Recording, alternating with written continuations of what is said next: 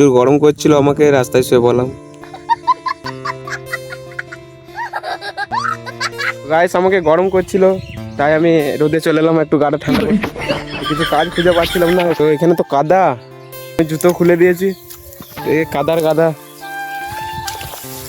তো দেখতে থাকো, আমি যাচ্ছি ওইখানে কেলেনে, আমাদের কেলেনে। এখন কেলেনে পাড়ে পাড়ে যাচ্ছি আমরা 3 বন্ধু মিলে, কিছু কাজ ধান্দা নাই।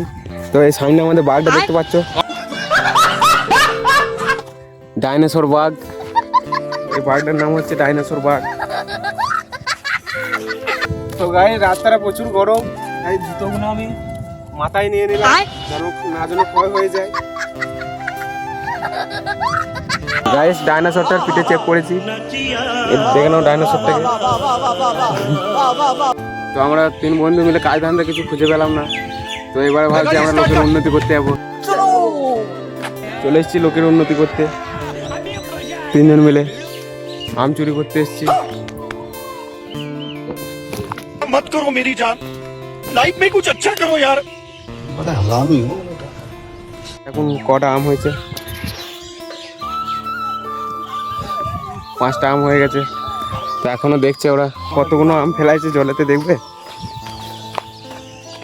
1টা 2টো 3টে 4টে, এইখানে 5টা। जरा सबर करो।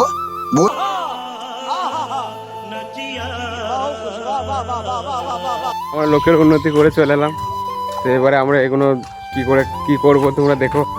গাইস সবজি বাড়িতে এসে লঙ্কা তুলে নিচ্ছি, কচি কচি, ঝাল ঝাল, মিষ্টি মিষ্টি, টক টক লঙ্কা তোলা হয়ে গেল আমাদের।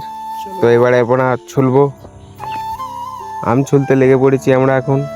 আমগুলো ছুলা হয়ে গেলে এবারে এগুলোকে গুঁড়ো করব।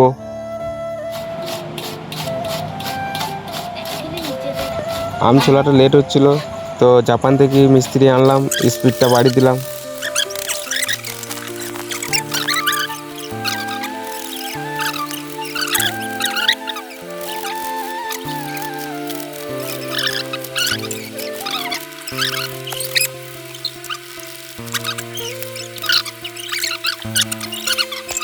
আমাদের আম ছোলা কমপ্লিট।